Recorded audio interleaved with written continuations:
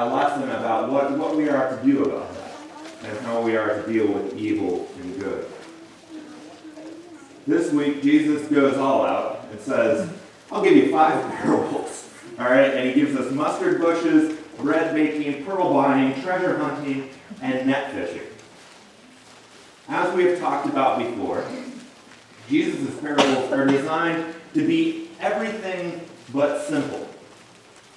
Rather, these stories are told to be shocking, unexpected, and absurd. So I'm curious with you all, as I've asked each week, what strikes you as interesting in any of our 5 parables this morning? Are there any details or words that stick out to you? I'm not looking for anything specific, all right? But I'm just curious, what interests you this morning? Yeah. And they said, when he asked them if they understood all this, they said yes. I was hoping somebody would say I'm with you, and hold on to that, because as I said, in the end, I'm not usually looking for anything. That's actually where I'm going. But hold on to that. Yeah, I mean, I love that the disciples, he tells these 5 different distinct parables that are all kind of going in a different way. And he says to his disciples, you get all this? Oh yeah, sure, we got it all. That never happened. What else? What else is interesting in these stories? If you were going to bury something in land and then go buy the land, wouldn't you own the land first before you buried your treasure in it? Because what if they didn't sell it to you? Well, and here's the thing that I think Brian's picking up on, is this treasure belong to the person before they buy the field? I think they find something on somebody else's property and then go and buy it, which sounds super shady, all right? But I'm pretty sure that's how it reads. So yeah, that's an interesting. The treasure analogy is bizarre to me. They don't have the mineral rights. They don't have the mineral rights. That's right. I'll get along with that. What else is interesting to you in these stories? Yeah. that the kingdom is like a net. The kingdom is like a net, all right? And that one's an interesting one because what do we want to be in that one?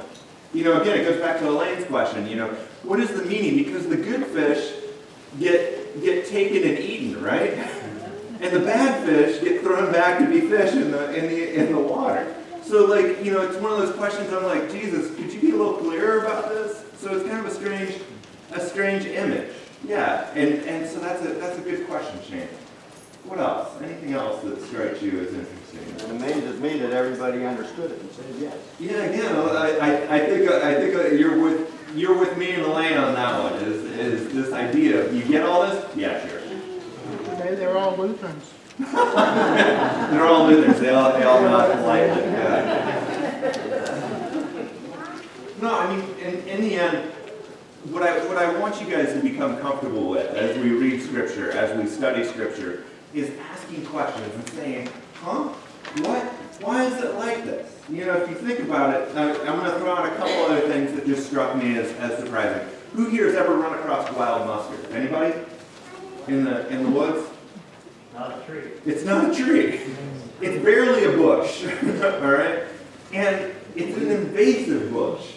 All right? If you're up in Ohio State Park and you're taking a tour and you come across wild mustard, the ranger will rip it out by the roots.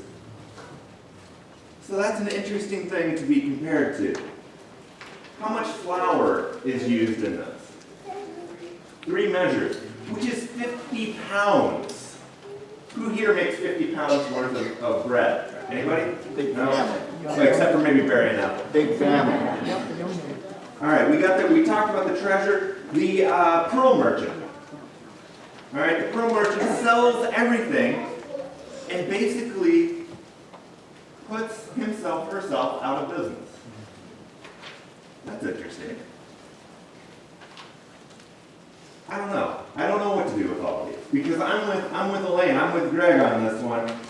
Is what maybe surprises me the most is not the absurd stories themselves, but rather the disciples' response. Matthew 13:51, Jesus asked his followers, "Have you understood all this?" They answered yes. Yes?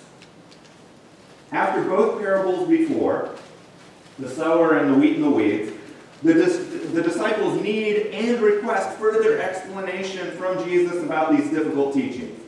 Now, after 5 parables with various crazy details, they get it suddenly. The disciples almost literally never get it or understand Jesus and his teachings. So this leads me to ask this question.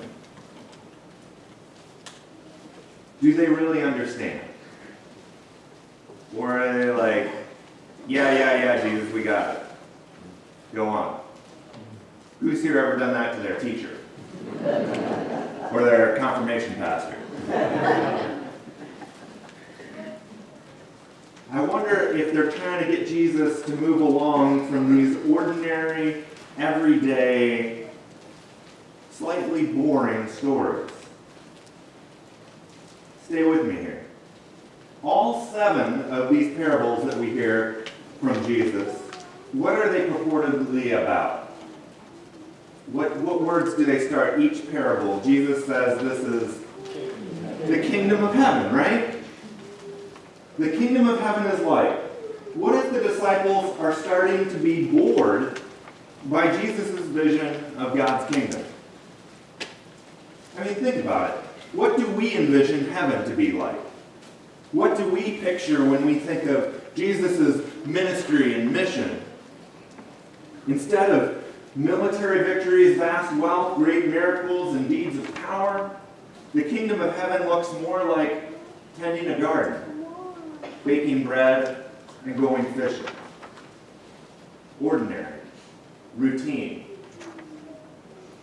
What if Jesus is trying to teach and tell his disciples and us something very important about God's kingdom and discipleship?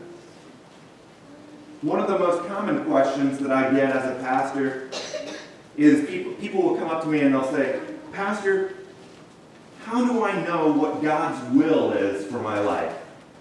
What is God's plan? What is my purpose? What should I be doing? And I know I've asked and still ask this question on a regular basis. And for answers, I've hoped for a booming voice from the sky or clearly miraculous results to know that I'm doing what I'm supposed to be doing. Anybody else ever hope for that confirmation of what they're doing? Who here hasn't longed to participate in something powerful, in something wonderful, in something miraculous? Who here hasn't wanted to be a part of a program that stops, ends, prevents the scourge of drug and alcohol addiction in our communities? Anybody ever want to be a part of that? Who hasn't prayed for the idea to come to someone to provide clean water and food for all who are in need? Who hasn't hoped for the words and actions that create a movement of peace around the world where wars cease? I wonder if Jesus is revealing that God's kingdom comes to us in less sensational ways, but perhaps in more subversive ways. Few of us are called to the radical sacrifices of a Mother Teresa, Martin Luther King, or Mahatma Gandhi. And yet all of us are called to serve Christ's coming kingdom where we are, here and now. And I wonder if we're perhaps called to serve in ways that we might consider mundane, routine, and ordinary. It's striking to me that Jesus utilizes examples that are invasive and subversive rather than dramatic, organized, and planned. A mustard seed? Nobody would plant that in their garden. All right, it's like mint. How many of you have ever planted mint, where it just takes over and spreads? Similarly, how much yeast do you need to affect a vast amount of flour to create bread? Little or a lot? A little. Subtle and small, these agents begin great changes, almost unseen at first. This truth and power are revealed in simple and ordinary signs of the church. We see these things here. We see them in water, in bread and wine, and in words. Through tap water back there, God promises eternal salvation. Through bakery bread and boxed wine, we are given mercy, forgiveness, and grace. Through spoken words, timeless hope and promises are conveyed free of charge to all who listen. You are loved. You are forgiven. You are saved. You are wanted. You are needed. How will these truths transform you? What ways will you use your breath, your hands and your feet, your time and your talents to bring glimpses of God's kingdom to your workplace, to your school, to your family, and into your neighborhoods? Could your generosity impact and affect our sin-sick world? Recently, we got kind of a cool phone call here at the church. We got a message on our answering machine from a guy named David. He's from Lutheran World Relief, and he was calling to say thank you. Recently, through your generosity, you donated $1,000 to Lutheran World Relief. And he was telling us he wanted to say thank you, and that money was headed towards South Sudan to deal with their civil war, to help provide relief from the famine that they're experiencing. Thank you. Could your welcome and inclusion of all people at God's communion table here change people's very perception of who God is? We welcome everyone, regardless of race, gender, sexual orientation, or economic status. Could the words that you speak on a daily basis, could the words that you write to people in letters or online be infused with God's mercy and love and impact the people who read and hear them? I want to end with a story. My parents were here last week, and my dad comes from a large family, and there were 5 brothers and sisters. And one of his sisters was born with a congenital heart defect, and she was in her early 20s, I believe, when she died after numerous treatments and surgeries. And my grandmother was devastated, as anyone would be. My mom tells a story about my grandmother's neighbor. After Aunt Joanne died, this woman would come over. And she never said much.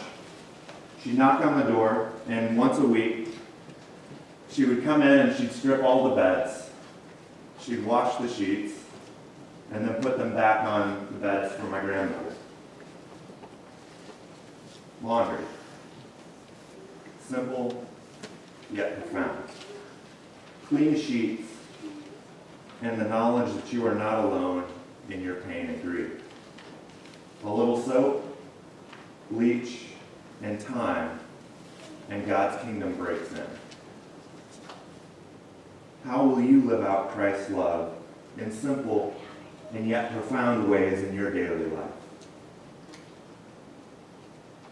Who knows? Perhaps a pastor will be telling of your ordinary, everyday actions 50 years from now.